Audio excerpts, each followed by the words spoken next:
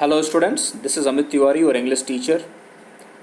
Students, today we are going to start the third chapter of Hornbill book, whose title is Discovering Tut, the Saga Continues, written by A.R. Williams.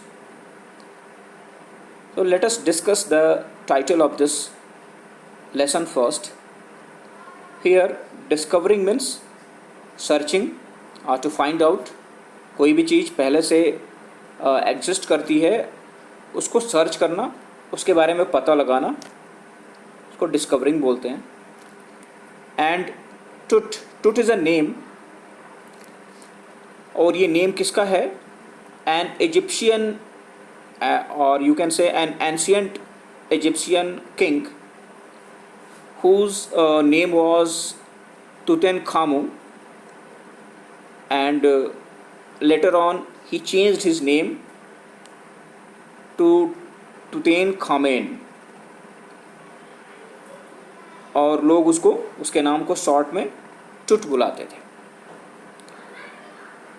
और ये कहानी जो है ये इसी king के बारे में है जो कि जिसकी डेथ हो जाती है, और ये पता लगाने के लिए कि आखिर इसकी डेथ क्यों हुई, कब हुई, इस पे तमाम रिसर्चेस किए जाते हैं. और इसी वजह से इसकी कहानी जो है अभी भी चल रही है. Means the saga continues. Saga means the tale, the story. So let us start reading out this lesson, and we will discuss the different word meanings also. He was just a teenager when he died, the last heir of a powerful family that had ruled Egypt and its empire for centuries. He was laid to rest laden with gold and eventually forgotten. जब टुट की death हुई तो he was in age teen, means 13 to 19 years of age. वो बहुत young था, 13 से 19 year के बीच में उसकी डेथ हो गई थी. And he was the last heir of the powerful Egyptian ruler.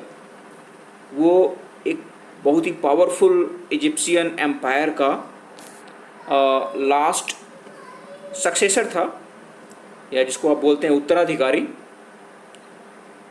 और उस एम्पायर ने तकरीबन सेंचुरीज इजिप्ट में रूल किया था. और जब उसकी डेथ हुई तो उसको सोने से लाद दिया गया और उसको दफना दिया गया, और सब लोग उसको भूल गए. पहले इजिप्शियन सिविलाइजेशन में ये एक मान्यता थी कि जब भी कोई मर जाता है तो फिर वो जो है लौट के वापस आता है, यानी कि रीबर्थ होता है उसका. इस वजह से जो भी कोई फेमस आदमी या कोई बहुत रिच पर्सनालिटी की डेथ होती थी तो उसको बरी करने के साथ ही उसके जो भी रोज़मर्रा की जो चीज़ें थी या उसकी जो फेवरेट चीज़ें थी या ज्वेलरीज हो गई, गोल्ड हो गया, ये सब उसके साथ ही दफन कर दिया जाता था.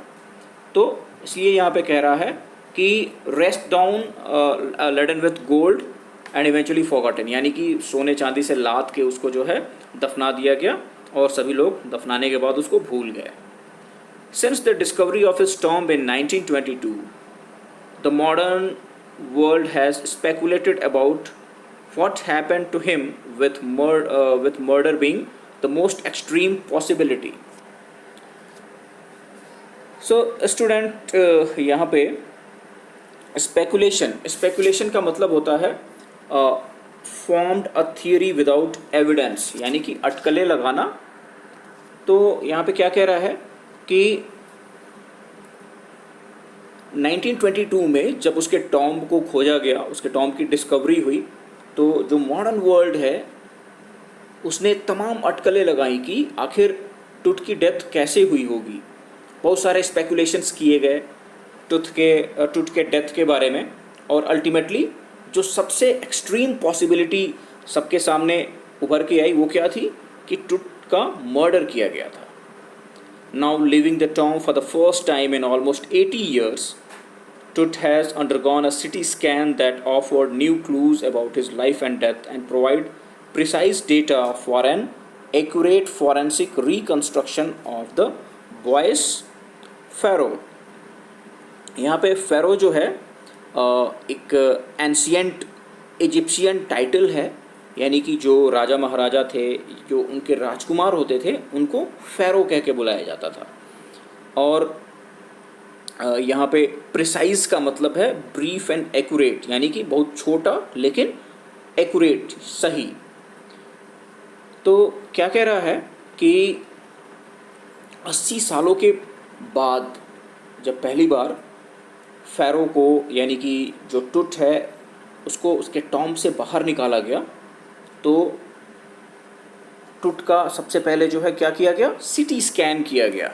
अब यहाँ पे सिटी स्कैन का मतलब क्या है? सिटी स्कैन यानी कि कंप्यूटराइज्ड टोमोग्राफी, एक मेडिकल इक्विपमेंट के थ्रू क्या किया जाता है कि बॉडी को जो है स्कैन किया जाता है। 3 डायमेंशनल स्कैनिंग होती है, और इस स्कैनिंग से ये पता चल जाता है कि उसके बॉडी का एनाटॉमी क्या है, उसके डिफरेंट ऑर्गन्स के बारे में पता चल जाता है, उसके बॉडी का क्या स्ट्रक्चर है। तो ये सारी चीज़ें पता लगाने के लिए सिटी स्कैन किया जाता है। तो 80 ईयर्स के बाद जब टुट के बॉडी को उसके टॉम्ब से निकाला गया, तो उसकी बॉडी को सबसे पहले सिटी स्कैन किया गया। अब क्यों किया गया?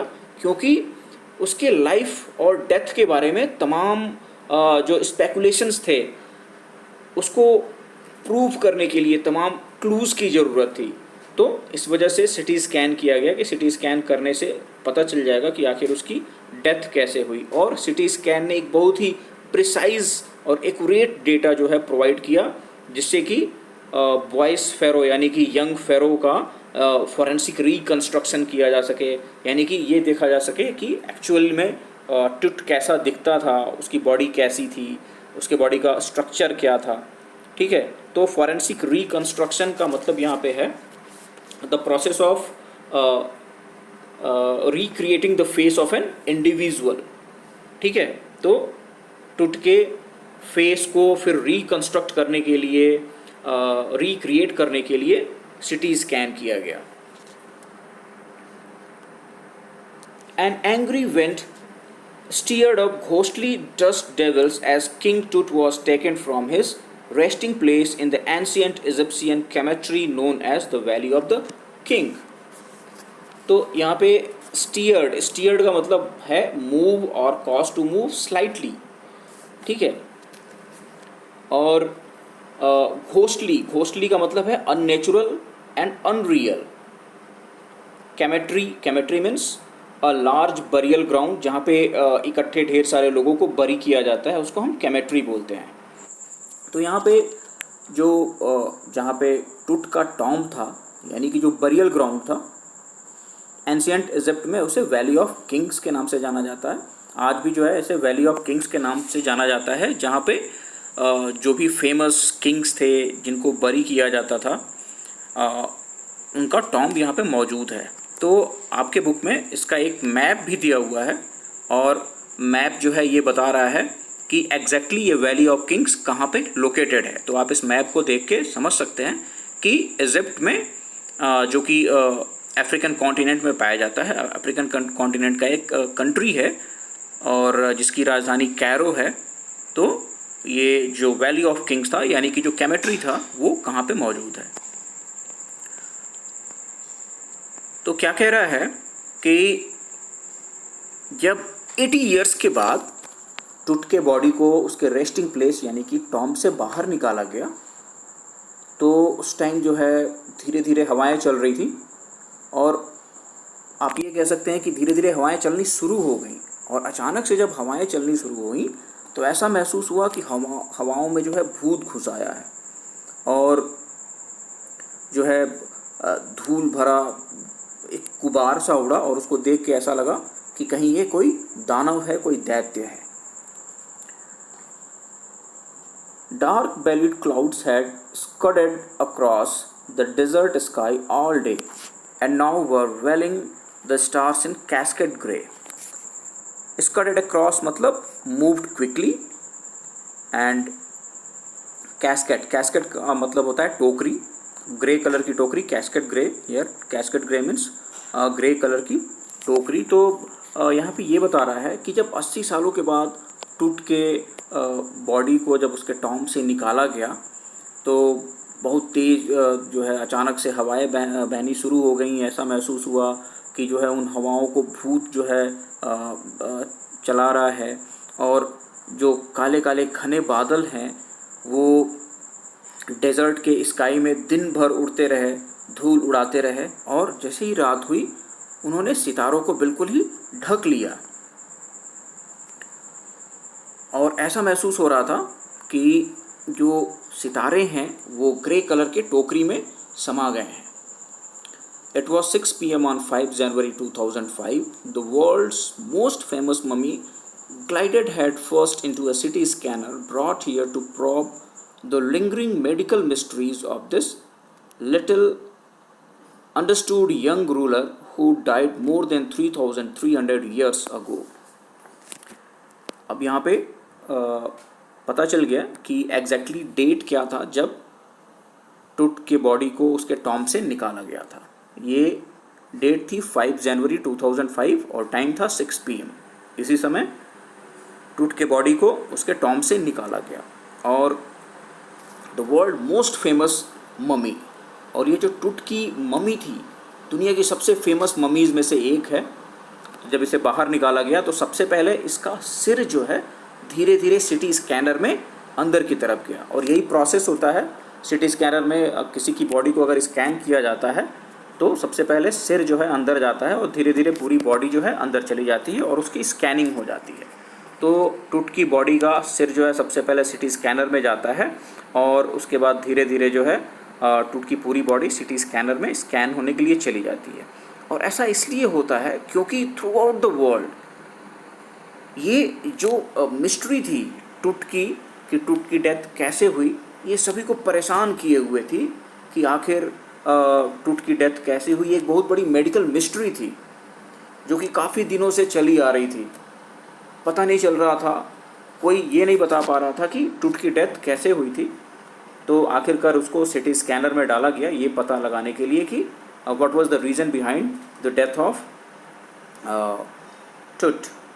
और यहाँ पे ये भी बताया गया है कि उसकी डेथ तकरीबन 3,300 ईयर्स अगो हुई थी, यानी 3,300 साल पहले उसकी डेथ हुई थी। तो आप इमेजिन करिए ज़रा कि 3,300 साल पहले किसी की डेथ हुई, उसको ममीफाई किया गया और उसके टॉम से उसको बाहर निकाला गया और फिर उसके बॉडी को जो है सीटी स्कैनर से स्कैन करके उसके फेस को रिकन्स्ट्रक्ट किया जा रहा है। यानी कि टेक्नोलॉजी कितनी इम्प्रूव कर गई है। हम सीटी स्कैनर से और डिफरेंट साइंटिफिक टेक्निक्स का इस्तेमाल करके किसी के भी बॉडी को रिकन्स्ट्रक्ट कर सकते हैं, देख सकते हैं कि आखिर वो इतने सालों पहले कैसा दिखाई देता था। All afternoon, the usual line of tourists from around the world has descended into the cramped rock-cut tomb some 26 feet underground to pay their respect. पूरी दोपहर पूरी दुनिया से डिफरेंट टूरिस्ट जो है वो उस छोटी सी जगह में टॉम के अंदर, जो कि एक बड़े से चट्टान को काट के बनाया गया था और जो कि 26 फीट जो है ज़मीन के नीचे था, वहाँ इकट्ठे हुए थे क्योंकि वो सब के सब जो है तुतनखामुन को या टूट को रिस्पेक्ट देना चाह रहे थे। They gazed at the murals on the wall of the burial chamber and peered at Tut's gilded face, the most striking feature of the mummy shaped outer coffin lid.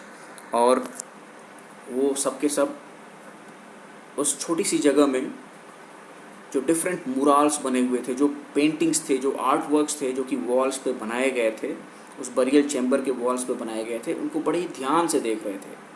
Gazed का मतलब होता है to look in surprise और इन admiration. देख के जो different art works थे उसको खुश हो रहे थे, प्रशंसा कर रहे थे और बहुत ही केयरफुली जो है उसको देख रहे थे। कुछ जो है बहुत ज़्यादा सरप्राइज्ड थे कि इतनी पुरानी चीज़ इतनी खूबसूरत कैसे हो सकती है।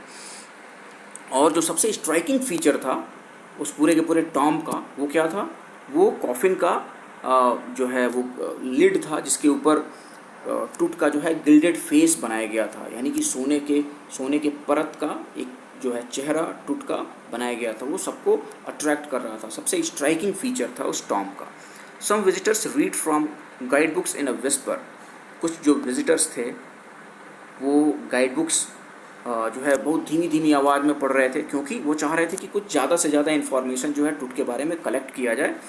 एंड अदर्स स्टूड साइलेंटली, और बाकी जो है वहाँ पे चुपचाप खड़े थे। Perhaps pondering Tut's untimely death in his late teens.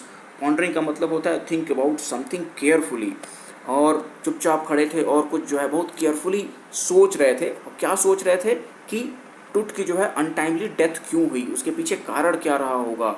और कुछ जो है इस बात को लेके बहुत ज़्यादा सरप्राइज्ड थे, बहुत ज़्यादा एक तरीके से कहें कि डरे हुए थे कि जो भी फ़ैरो से रिलेटेड जो कुछ सेइंग्स हैं, जो कहावतें हैं कि अगर फ़ैरो को डिस्टर्ब किया जाए तो जो उसका मिसफॉर्चून है वो सबके ऊपर गिरेगा, सबके सब परेशान होंगे, और जो भी कर्स है वो उनको लग जाएगा जो फ़ैरो को परेशान करेंगे। तो क्या ये कहीं बात सही तो नहीं है जो ये कहावतें हैं फ़ैरो को लेके। तो इस वजह से भी कुछ जो है चुपचाप खड़े थे, क्योंकि वो इन सब बातों से डरे हुए थे। So students, this is for today, and in our next video we will try to cover up the remaining portion of this story. Till then, have a good day.